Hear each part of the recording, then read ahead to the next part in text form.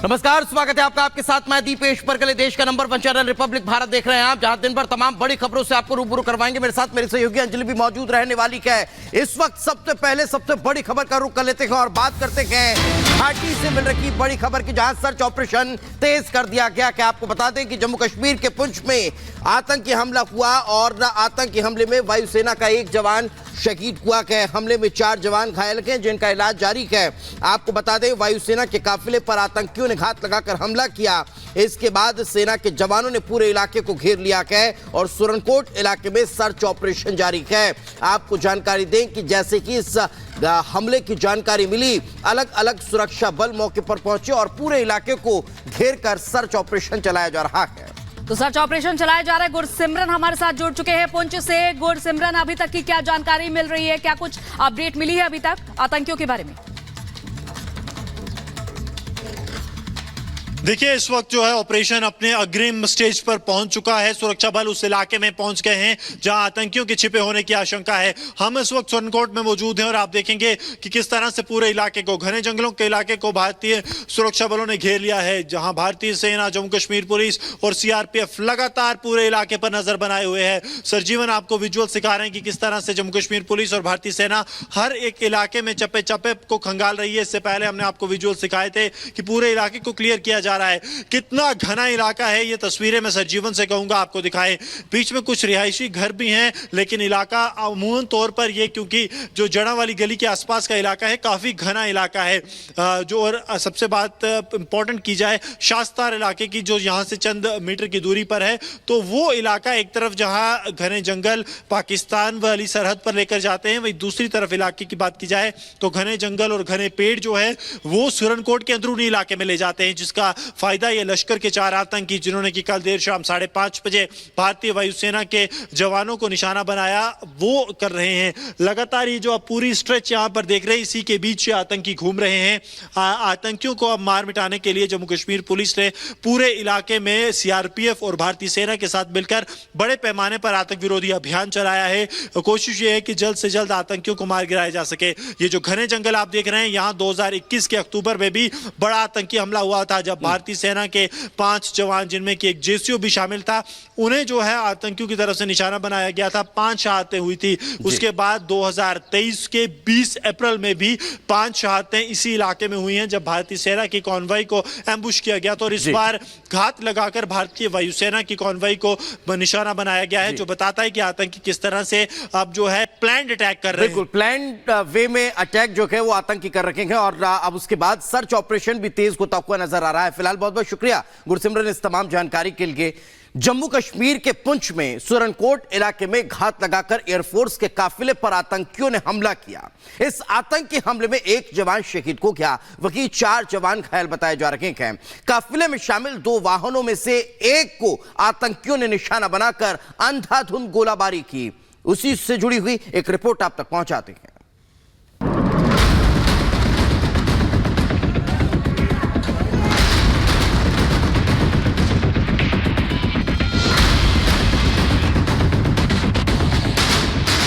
जम्मू कश्मीर के पुंछ में आतंकियों ने एक ऐसी बड़ी घटना को अंजाम दिया, जिससे पुलवामा की कड़ी यादें ताजा हो गई। पुंछ में इस बार वायुसेना के वाहन को निशाना बनाया गया। जिस तरीके से हमला किया गया है आतंकवादियों द्वारा, पूरी तरह से पुलवामा दोहराने की कोशिश है। लगातार पाकिस्तान द्वारा पुंछ इलाके में आतंकवादियों द्वारा हमले बेहद ही चिंताजनक और वहवह स्थितियां पैदा कर रहे हैं। वायुसेना का ये वाहन जब कुछ जवानों को लेकर गुजर रहा था, तभी वहां पहले से घात लगाए बैठे कुछ आतंकियों ने सैन्य वाहन पर अंधाधुंध गोलीबारी शुरू कर दी। इस हमले में सेना के 5 जवान घायल हुए हैं। अचानक हुए इस हमले ने सबको दहला दिया। अब समय आ गया है कि केवल रक्षात्मक कार्रवाई और प्योर डिफेंस और रिएक्टिव मेजर्स के से आगे बढ़कर हमको वही करना पड़ेगा जो शायद हमने उड़ी सर्जिकल स्ट्राइक के टाइम किया था, बालाकोट एयर स्ट्राइक के समय किया था। हमको बॉर्डर के पार हिट करना पड़ेगा, पाकिस्तान को कड़ी चेतावनी देनी पड़ेगी। गोलियों की तड़तड़ाहट की आवाज कई किलोमीटर दूर तक सुनी गई। इस हमले के बाद इस पूरे इलाके की घेराबंदी की गई ताकि आतंकियों को मार गिराया जा सके। सेना सतर्क है। पहले भी इस क्षेत्र में इस प्रकार से काफ़ी जो अटेम्प्ट की गई है, लेकिन सेना ने उसको सभी को विफल किया है।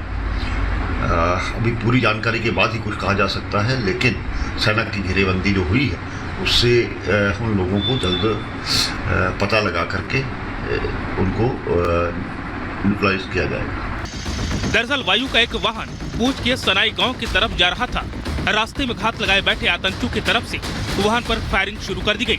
ये हमला अचानक किया गया था, जिससे जवानों को वहां पर संभलने का मौका तक नहीं मिला। हमला करने के बाद आतंकी वहां से भाग निकले। हमले की जानकारी मिलने के बाद सेना और पुलिस की टीमें मौके पर पहुंची।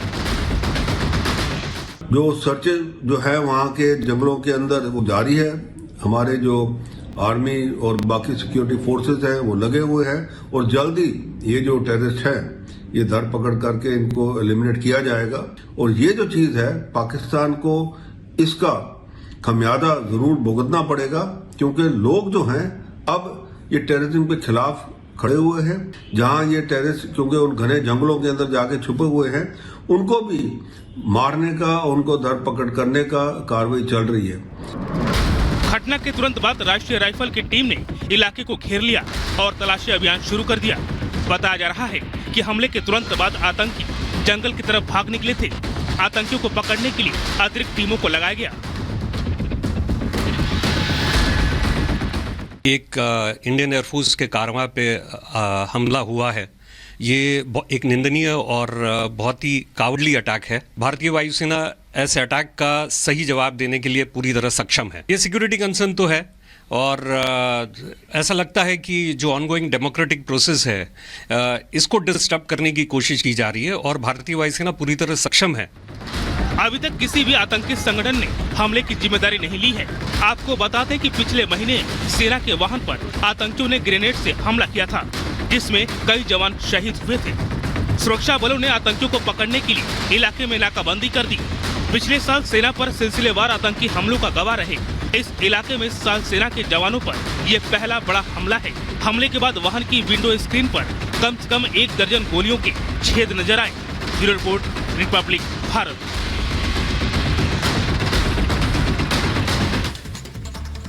और इधर जम्मू कश्मीर के बाद अब बात करते हैं गुजरात की, जहां गुजरात पुलिस ने एक बड़ी साजिश को नाकाम किया है और एक मौलाना को गिरफ्तार किया है। दरअसल सूरत क्राइम ब्रांच ने एक ऐसे मौलाना को गिरफ्तार किया है जो कि साजिश रच रहा था हिंदूवादी नेताओं की हत्या करने की। और मोहम्मद सुहेल नाम के एक आरोपी को गिरफ्तार किया गया है क्योंकि हिंदूवादी नेताओं को मारने की साजिश रच रहा था। यह आरोपी नुपुर शर्मा और टी राजा निशाने पर थे, जिसके बाद मौलाना को गिरफ्तार किया गया और उससे अहम जानकारी मिली है। बिल्कुल एक बड़ी साजिश को नाकाम करने में ये सफलता हासिल हुई है और इस वक्त हमारी सहयोगी प्रियंका हमारे साथ जुड़ चुकी हैं। प्रियंका, फिलहाल क्या ताजा जानकारी, जो जानकारी बताई ये जा रही थी कि ये मौलाना साजिश रच रहा था, हिंदूवादी नेताओं की हत्या की साजिश रची जा रही थी, कौन है, कैसे गिरफ्तार हुआ, कहां से इसके लिंक है, कोई अपडेट?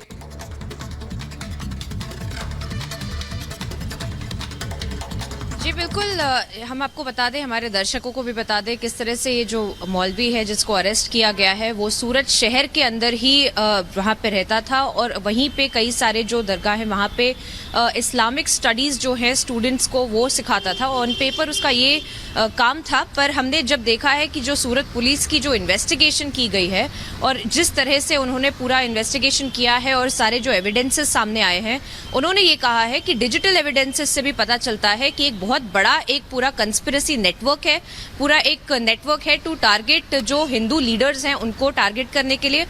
ना खाली जो जनरल एक बात कही जाती है वो एक है, क्योंकि कुछ स्पेसिफिक टारगेट्स के भी नाम सामने आए हैं ये डिजिटल एविडेंस के तौर पे। क्योंकि हमने देखा है कि सूरत पुलिस ने ये भी शेयर किया है कि जैसे कि कई सारे जो कन्वर्सेशंस है, कई सारे जो चैट्स हैं, वो नुपुर शर्मा की भी बात कर रहे थे, वो जो हैदराबाद में जो तेलंगाना के एमएलए हैं टी राजा, उनकी भी बात कर रहे थे, उनको भी टारगेट टारगेट करने की बातें कर रहे थे।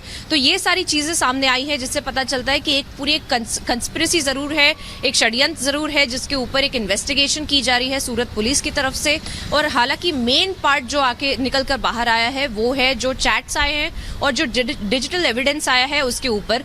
हालांकि एक अरेस्ट अभी किया गया है इस मौलवी को लेकर, पर आगे भी कई सारे अरेस्ट हम एक्सपेक्ट कर सकते हैं क्योंकि ये एक सूरत स्पेसिफिक एक नेटवर्क नहीं है, पर पूरे भारत में कई सारे जो ऐसे लोग हैं जो मौलवी के साथ में जुड़े हुए थे, उसके जो को-कॉन्स्पिरेटर्स कहा जा रहा है उनको भी निकालने की कोशिश की जा रही है, उनको भी पहचानने की कोशिश की जा रही है जिससे कि पता चल पाए कि किस तरह से ये नेटवर्क पूरा काम कर रहा था। प्रियंका, जैसा कि आप बता रहे हैं कि एक मौलाना को गिरफ्तार किया गया है और ऐसे कई आरोपी हो सकते हैं जो इस बड़ी साजिश में शामिल हो सकते हैं। बहुत बहुत शुक्रिया प्रियंका तमाम जानकारी के लिए। तो देश के बड़े हिंदूवादी नेताओं की हत्या की साजिश रचने के आरोप में सूरत क्राइम ब्रांच की पुलिस ने एक मौलाना को गिरफ्तार किया है और देश में माहौल बिगाड़ने और हिंदू नेताओं की हत्या की साजिश को पूरी प्लानिंग से अंजाम देने की तैयारी थी। रिपोर्ट देखिए।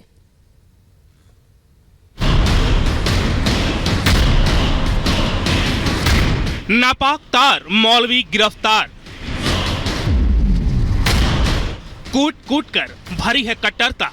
काफी ऑब्जेक्शनेबल जो चैटिंग के साथ साथ डॉक्यूमेंट्स या ऐसी फोटोग्राफ्स मिली है। निशाने पर थे हिंदू नेता। खासकर